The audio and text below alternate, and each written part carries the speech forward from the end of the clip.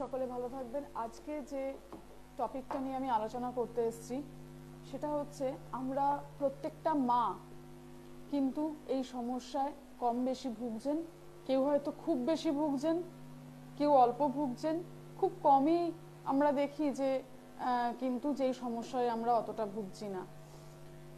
আজকে দেখুন আমাদের আশেপাশে আমরা অনেক ক্ষেত্রেই দেখি যে সন্তানদেরকে নিয়ে প্রচন্ড পরিমাণে দুশ্চিন্তা। কি কি ধরনের দুশ্চিন্তা হয়? কোনো কোনো ক্ষেত্রে দেখা যায় এক নম্বর হচ্ছে সন্তান পড়াশোনা করছে না। পড়াশোনা করছে না, ঠিক আছে, পড়াশোনা করছে না, তার উপায় আছে যাতে সে পড়াশোনার দিকে আসে।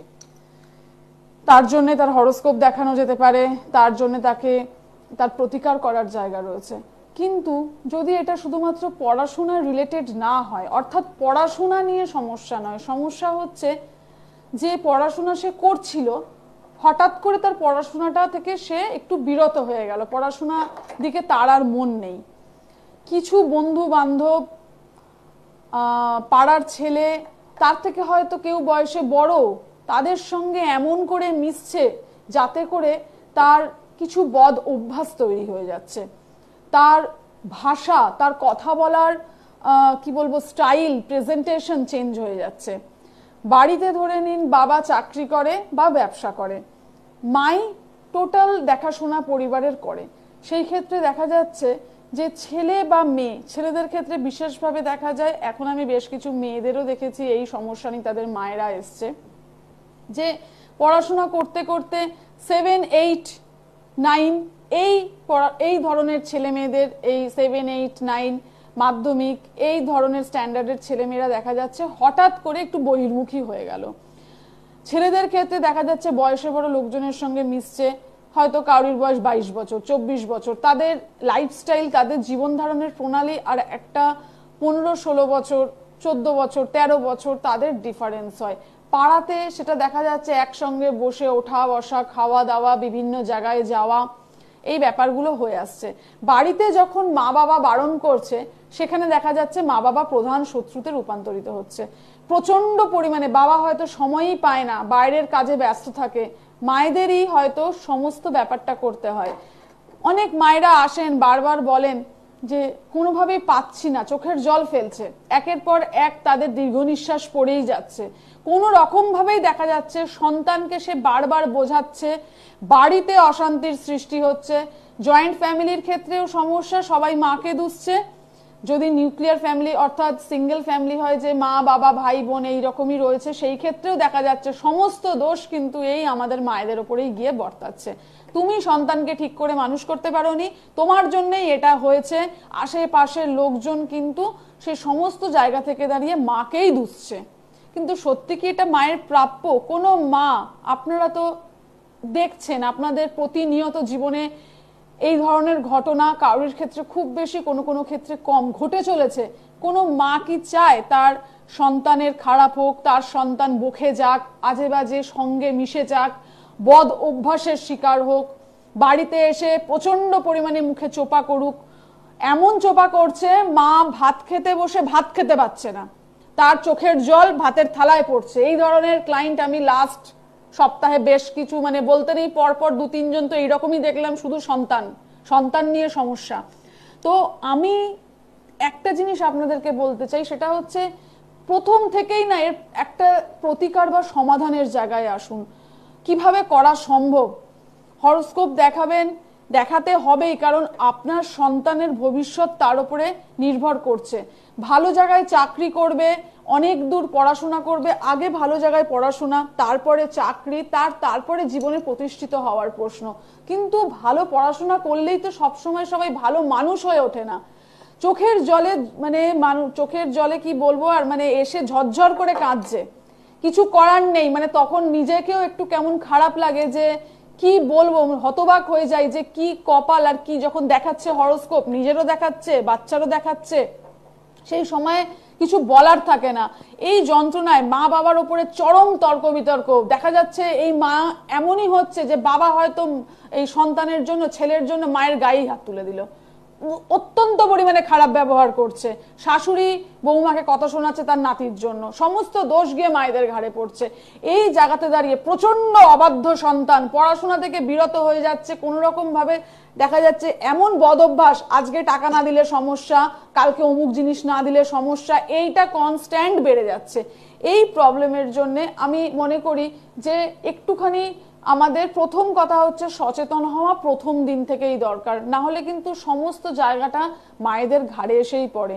আর আমি উপায় যেটা বলবো আজকে, যদি আপনারা এই উপায়টা করেন আপনাদের যন্ত্রণা কিন্তু অবশ্যই 100% সমাধানের জায়গা রয়েছে।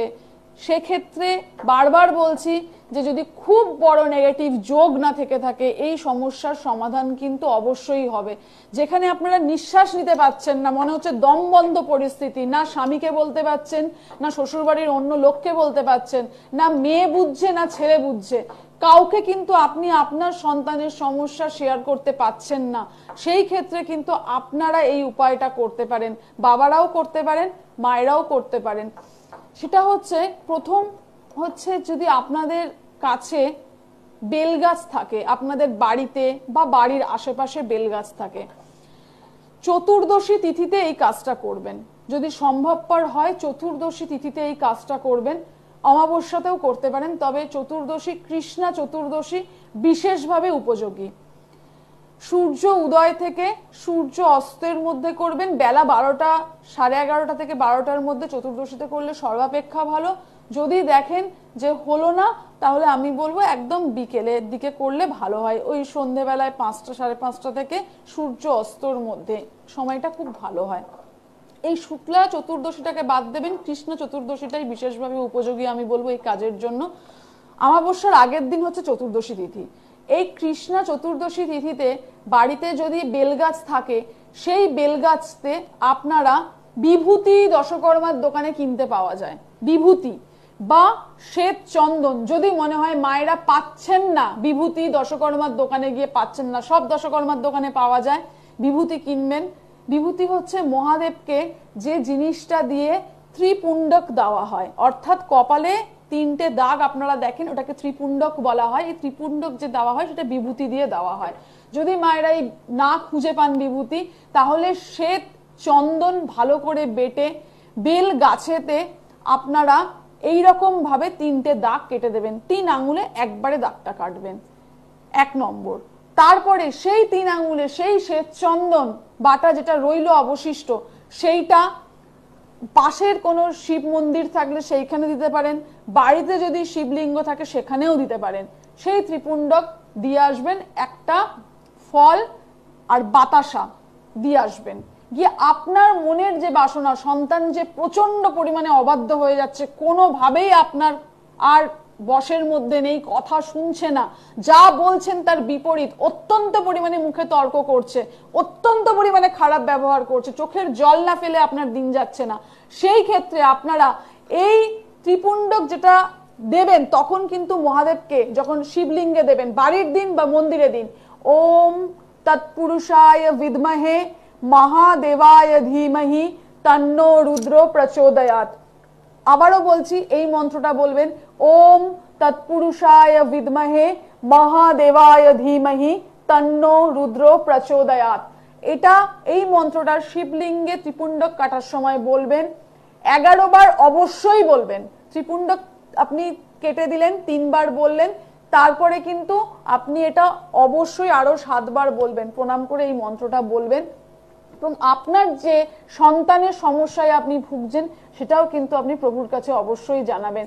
এবং সেই যে 3টে আঙুল দিয়ে আপনি শ্বেতচন্দন বা বিভূতি দিয়ে কেটেছিলেন, বাড়িতে এসে যেখানে আপনার সন্তান থাকে বা পড়াশোনা করে, সেইখানে কোনো দেয়ালে পূর্ব দিকে বা ঈশান কোণে, অর্থাৎ উত্তর পূর্ব দিকে বা উত্তর দিকে, এই 3টে জায়গার মধ্যে কোনো জায়গায় ত্রিপুণ্ডক দিয়ে, ওই হাত দিয়েই 3টে, এটাকে ত্রিপুণ্ডক বলা হয় যেটা মহাদেবকে দেওয়া হয়, সেইটা দিয়ে আপনি আবার কিন্তু দিয়ে দেবেন, অর্থাৎ আপনার দেয়ালে রেখে দেবেন। যদি মনে হয় বাড়িতে রং করা কোনো জায়গায় দেওয়া যাবে না, সেক্ষেত্রে আপনারা একটি সাদা কাগজের মধ্যে সাদা কাগজের মধ্যে কিন্তু এই ত্রিপুণ্ডকের 3টে দাগ দিয়ে ফ্রেম দিয়ে বাঁধিয়ে পূর্ব দিকে বা উত্তর পূর্ব দিকে বা উত্তর দিকে টাঙিয়ে দিতে পারেন। যদি কারোর বেল গাছ না থাকে তারা বেল পাতাতেই এই কাজটি, এই ত্রিপুণ্ডক এরকম করে এঁকে একইভাবে তারা শিবলিঙ্গে দেবে এবং বাড়িতে এসে দেয়ালে, উত্তর দিকের দেয়ালে, ঈশান কোণের দেয়ালে বা পূর্ব দিকের দেয়ালে দিয়ে তারা এই একটা ফ্রেমের মধ্যে সাদা কাগজে বাঁধিয়ে রাখতে পারেন।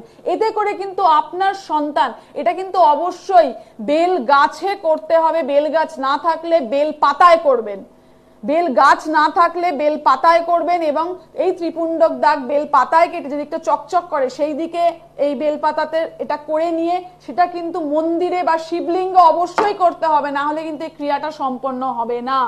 এবং অবশ্যই শিবলিঙ্গে যখন দেবেন একটা বেলপাতা আলাদা করে কিন্তু মহাদেবের মাথায় দিয়ে দেবেন এবং আপনার মনস্কামনা আপনি আপনার সন্তানকে নিয়ে জানাবেন।